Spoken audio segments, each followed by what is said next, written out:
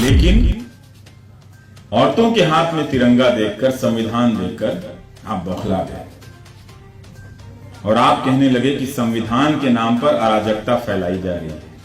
यही तो हम कह रहे थे कि राष्ट्रवाद के नाम पर अराजकता आप फैला रहे हैं। यही तो हम कह रहे थे ना कि आपका राष्ट्रवाद राष्ट्रवाद नहीं था, वो मुस्लिम विरोधी राष्ट्रवाद है। आपके राष्ट्रवाद से अगर हम मुसलमान को गायब कर दें तो आप ये तक भूल जाएंगे कि जलेबी कैसे खाई जाती है, पजामा कैसे पहना जाता है, कुर्ता कैसे पहना जाता है, आम कैसे खाते हैं और 25 लाख का सूट कैसे पहनते हैं।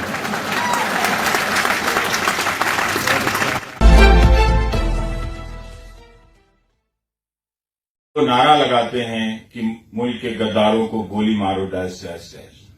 तो हेलुसिनेशन होने लगा है, बहुत लोगों को अब भी होता है जो वोट के प्रतिशत बता रहे हैं। यही वो हेलुसिनेशन की बीमारी है जो एक कम्युनिटी के बारे में फैलाई गई पिछले 5-5.5 साल मीडिया के जरिए भी और तमाम तरह के मंचों के जरिए भी।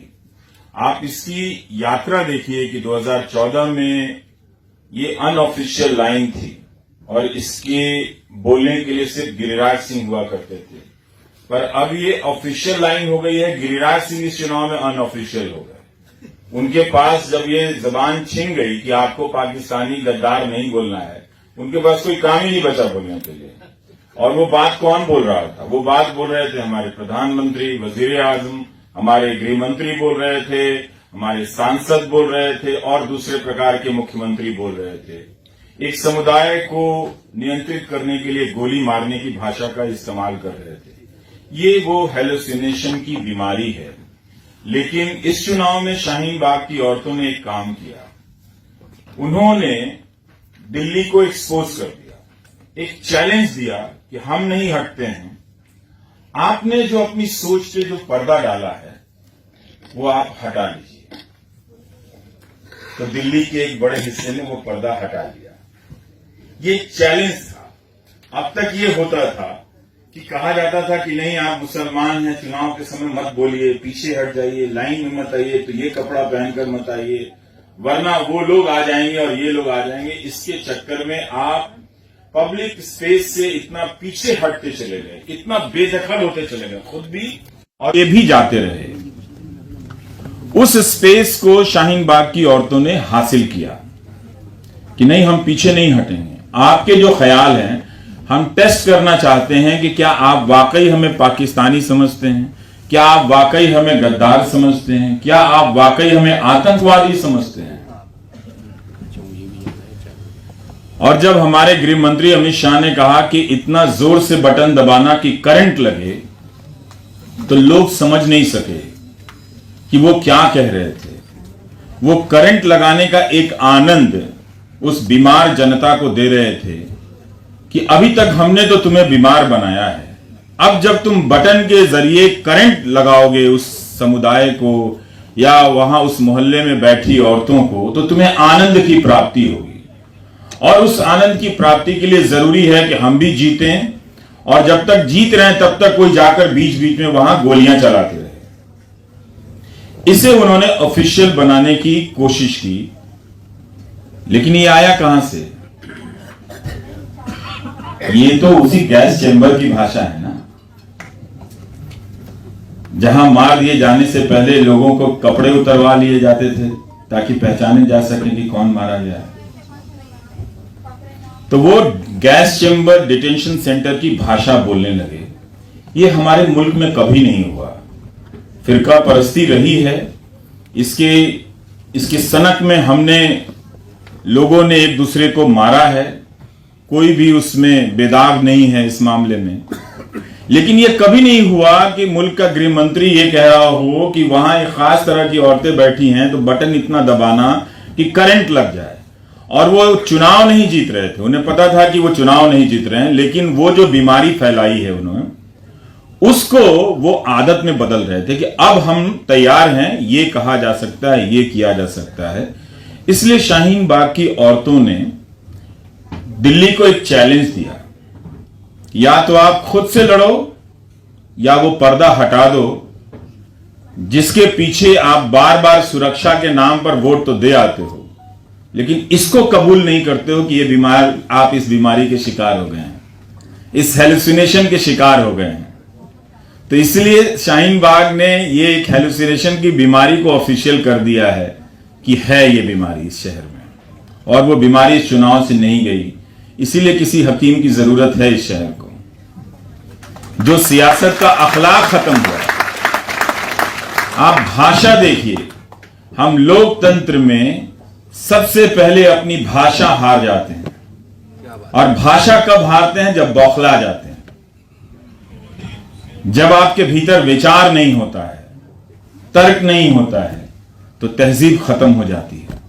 फिर से मारने पीटने की भाषा आपकी जुबान पर आती है, तो वो भाषा बोलने लगते हैं और अखलाक खत्म हो गया दिल्ली की सियासत का, दिल्ली की तहजीब का। जो एक भ्रम था कि यहां वो बातें नहीं चलती हैं, इस शहर का मिजाज कुछ दूसरा है, वो टूट गया इस चुनाव के दौरान।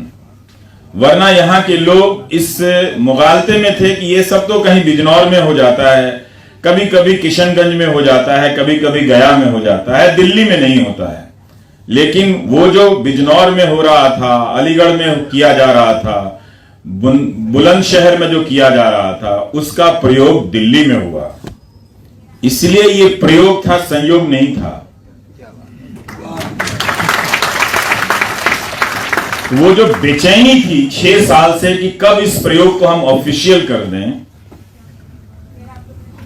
वो करार पा गए इस चुनाव में। इसीलिए कह रहा हूं कि इलाज की जरूरत है। वरना आप देखिए कि हमारे प्रधानमंत्री जब लोकसभा में बोल रहे थे तो वो ये ना कहते कि संविधान और तिरंगा लेकर अराजकता फैलाई जा रही है। आपने तब तिरंगा नहीं देखा जब अखलाक के आरोपी के पार्थिव शरीर पर तिरंगा रखा गया था। आपने तब तिरंगा नहीं देखा था। लेकिन औरतों के हाथ में तिरंगा देखकर, संविधान देखकर आप बौखला गए और आप कहने लगे कि संविधान के नाम पर अराजकता फैलाई जा रही है। यही तो हम कह रहे थे कि राष्ट्रवाद के नाम पर अराजकता आप फैला रहे हैं। यही तो हम कह रहे थे ना कि आपका राष्ट्रवाद नहीं था, वो मुस्लिम विरोधी राष्ट्रवाद है। आपके राष्ट्रवाद से अगर हम मुसलमान को गायब कर दें तो आप ये तक भूल जाएंगे कि जलेबी कैसे खाई जाती है, पजामा कैसे पहना जाता है, कुर्ता कैसे पहना जाता है, आम कैसे खाते हैं और 25 लाख का सूट कैसे पहनते हैं। कपड़ा तो पहले उनका दिखा था ना, लाखों का, तो वो गरीबों का कपड़ा दिखाने लगे। वो गरीबों का कपड़ा नहीं दिखा रहे थे, मुसलमानों का दिखा रहे थे। तो हम भाषा हार रहे हैं। तो हमारी लड़ाई जो है वो भाषा को हासिल करने की है। हम सब ने इस तरह से इस दिल्ली शहर को बर्बाद होने दिया इस चुनाव में, और सब बेबस होकर देख रहे थे। हमारे सियासत के नेता वहां जाने से डर रहे थे। उनके दिमाग में भी ये हेलुसिनेशन है कि जाएंगे तो कोई देख लेगा कि हम मुसलमानों के बीच गए थे। पर इस मिट्टी में आप कितना अलग अलग करेंगे? क्या आप हकीम अजमल खां को अलग कर सकते हैं, जिन्होंने अंग्रेजी मेडिसिन की लड़ाई जब लड़नी शुरू की तो अकेले यूनानी की लड़ाई तो नहीं लड़ी। उन्होंने तो ऑल इंडिया वैदिक यूनानी कॉन्फ्रेंस की स्थापना की थी, और वो लखनऊ वाला जो खानदान था अब्दुल अजीज का, उस यूनानी खानदान से उन्होंने झगड़ा कर लिया और अपने कॉन्फ्रेंस को लखनऊ ले गए और कहने लगे कि आप इसके सदस्य बनिए। और उन्होंने कॉलेज बनाया तो आयुर्वेदिक यूनानी कॉलेज बनाया, है ना। तो आप अलग करोगे इसलिए कि आपके पास टेलीविजन है, इसलिए कि आपके पास बौखला जाने वाले कुछ एंकर हैं। आप कितना अलग करोगे हिंदुस्तान को? तो ये खेल चला जो 1947 में मुकम्मल नहीं हुआ, वो 2020 में करने की कोशिश की गई और वो कर गए। चुनाव के नतीजों से ये ना समझें कि वो चीजें पीछे हट गई हैं। वो चीजें और मजबूत हुई हैं पिछले और चुनावों की प्रक्रिया की तुलना में। एक तबका जरूर है जो वो देख रहा है कि ये गलत हो रहा है, उसको थोड़ी भाषा मिली है। और आप सभी को शुक्रगुजार होना चाहिए उन औरतों के प्रति जिन्होंने ये भाषा आपको लाकर दी है। ये भाषा आप गंवा चुके थे। 1990 के दशक के बाद की राजनीति में जब समाजवाद के नाम पर कई तरह की पार्टियां उभरती हैं, तो उन्होंने ऐसे लोगों को नुमाइंदा बनाया जिनके पास भाषा नहीं थी, अखलाक नहीं था, तहजीब नहीं थी, और सारे जो सक्षम लोग थे वो पीछे हटते चले गए। शाहीन बाग की औरतों ने आपको एक भाषा दी है, वो है संविधान की भाषा, वो है नागरिकता की भाषा, कि जब वो आपको मुसलमान के नाम पर पहचाने, आप उनको नागरिक बन के जवाब दीजिए। आप इस देश के नागरिक हैं, ये हमारी पहली पहचान है। संविधान ने हमें ये पहली पहचान दी थी। अमित शाह चाहते हैं कि आपकी वो पहली पहचान ना रहे, आपकी सिर्फ मुसलमान की पहचान रहे, ताकि वो एक समाज को हेलुसिनेशन में बदल सके, उसको बीमारी हो जाए। मुसलमान को देखते ही तरह तरह से सोचने लगे कि आबादी बढ़ गई है, हम गुलाम हो गए हैं, तरह तरह से हम पर हमला होने लगा है, ऐसे बीमार लोग बढ़ गए। और इसका इलाज अंग्रेजी मेडिसिन में नहीं है, इसका इलाज तो आयुर्वेद के पास ही है और यूनानी के पास ही है। तो आप उसे ठीक करें। आज अजमल खान साहब होते तो मुझे नहीं ऐसी कोई पार्टी नजर नहीं आती है, माफ करेंगे आजाद साहब भी, कि जो किसी मुसलमान को अध्यक्ष बना दे।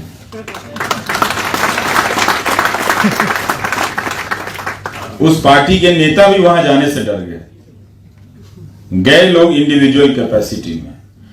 आप बच के नहीं जा सकते। मुसलमान के पास जाना मुस्लिम तुष्टीकरण नहीं है, यह आपको जाकर समझाना पड़ेगा। वो लोग जिन्हें बीमार करने की कोशिश की गई है, उन्हें बताया जाना है कि हम इस तरह से पहचान के आधार पर एक दूसरे से नफरत नहीं कर सकते। और उस बहुसंख्यक को बताने के लिए ही अल्पसंख्यक के पास जाने की जरूरत है, कि वो अकेला ना महसूस करे, वो इतना तन्हा ना हो जाए कि उसे लगे कि उसके साथ कोई खड़ा नहीं होना चाहता है। ये किसी की भी जिंदगी के सफर में सबसे खराब लम्हा होता है जब आपके साथ लोग खड़ा होने से कतराने लगते हैं। और तब जब आप दुनिया को पहचानते हैं, उस अनुभव का कोई जवाब नहीं है। तो कतरा जो लोग रहे हैं उनको भी बताने की जरूरत है कि आप कतराइए मत, आप रास्ता मत बदलिए। हम इस मुल्क के नागरिक हैं, हमने इस मुल्क को सींचा है, हम इसके लिए जान देते हैं, हम इसके लिए ख्वाब देखते हैं, इसकी बेहतरी का ख्वाब देखते हैं। आप मेरे कपड़ों और दाढ़ी और टोपी की पहचान इस तरह से मत बनाओ कि कोई हमें देखते ही सोचे कि इन तक करंट कैसे पहुंचे ताकि आनंद आए। तो वो भाषा को गिरने मत दीजिए। उस भाषा की वापसी की लड़ाई लड़नी पड़ेगी। सांप्रदायिकता की लड़ाई, फिरका परस्ती की लड़ाई आपको सामने से लड़नी होगी। आपके लिए कोई दूसरा नहीं लड़ेगा। पॉलिटिकल पार्टी में हिम्मत नहीं है, इसलिए आप ही उठकर जाइए, हर मोहल्ले में शाहीन बाग ले जाइए और कहिए कि आप हमें नजदीक से देख लो, हम आपके हमवतन हैं, हम सिर्फ मुसलमान नहीं हैं, हम हिंदुस्तानी भी हैं। आप ही लेकर जाइए उनके घरों में, उनसे बात कीजिए। जिन्हें बिरयानी से इतनी नफरत हो गई है उन्हें घर बुलाकर खिला दीजिए। और जो मांसाहारी नहीं है उनसे कहिए कि हम सोयाबीन की भी बिरयानी बना ही लेते हैं और सब्जियां हम भी खाते हैं। तो ये बताना भी बहुत, फिर से बताना बहुत जरूरी है। लोकतंत्र को एक चीज समझिए कि ये डब्बे में बंद किया गया कोई सामान नहीं है कि फैक्ट्री से निकलकर जिस रूप में आ गया सबके पास बराबर बराबर पैसा देके आप उसी रूप में खरीदते हैं। हर दिन इसे सींचना पड़ता है और हर दिन इसे बचाना पड़ता है। ये पौधा है, पेड़ नहीं है। आप जब इसकी क्यारियों में चलते हैं तो अपने पांव का ख्याल करना पड़ता है कि पौधा कहीं कुचल ना जाए। इतना नाजुक होता है लोकतंत्र। और जैसे ही आपका ध्यान हटता है, किसी की जुबान पर गैस चैम्बर वाली भाषा आ जाती है। तो आप उस क्यारी पे अपनी नजर रखिए और यकीन रखिए कि ये जो हेलुसिनेशन के जो लोग शिकार हुए हैं, जब आप उनके नजदीक खड़े हो जाएंगे तो उन्हें उस झूठ का एहसास हो जाएगा जो मंच पर आजकल हमारे प्रधानमंत्री और गृह मंत्री देश के लोगों में फैला रहे हैं, उस सोच को फैला रहे हैं। तो उस सोच को लड़ना पड़ेगा। इसके लिए आपको लड़ना पड़ेगा, हमको लड़ना पड़ेगा, आप सभी को लड़ना पड़ेगा। कोई एक मसीहा नहीं आने वाला है, उसी अधिकार से लड़ना पड़ेगा। हकीम अजमल खान ने तो नहीं पूछा होगा ना, जब अपनी पदवी उन्होंने त्याग दी तो लोगों ने मसीहा हिंद कहा ना। उन्होंने तो नहीं पूछा कि हम इस मुल्क के लिए, इसके मेडिसिन की हिस्ट्री के लिए लड़ाई लड़ रहे हैं, तो मुसलमान है तो हमें लड़ना चाहिए कि नहीं लड़ना चाहिए। उन्होंने तो नहीं पूछा। उनकी शरीफ मंजिल में तो सारे मरीज जाते थे, हर मजहब के लोग गए इलाज कराने के लिए। आज होते तो लोग कहता कि मत जाना शरीफ मंजिल, देखो ऐसा बटन दबाना कि शरीफ मंजिल में करंट लग जाए। वहां एक हकीम अजमल खान रहते हैं, नाम मुसलमान है, दाढ़ी है, टोपी पहनते, दिखते मुसलमान जैसे हैं, पाकिस्तानी है, आतंकवादी है, गद्दार हैं। और एक वित्त मंत्री जाके कहता हाँ तो गोली मारो, नारे लगाते। तो हमने अपने मुल्क के लोकतांत्रिक किरदार को इतना छोटा कर दिया। ये हम सब की हार है कि हमने ऐसा अपनी आंखों के सामने होने दिया। हम ऐसे महान लोगों की विरासत के हकदार नहीं बनते हैं। तभी बनेंगे कि जब हम इस हार को जीत में बदलेंगे। और लोगों को हराने के लिए नहीं, बीजेपी को, वो अपने झूठ से बहुत परेशान है, लेकिन इस बीमारी से लड़ना पड़ेगा आपको। सड़क पे लड़िए, लोगों से मिलिए कि भाई बताओ कि हम आतंकवादी लगते हैं क्या। इस तरह से होगा कि कोई उनके पास जा सकता है या जाने की बात करेगा तो आप उसे आतंकवादी कहेंगे। तो ये लड़ाई अभी लंबी है।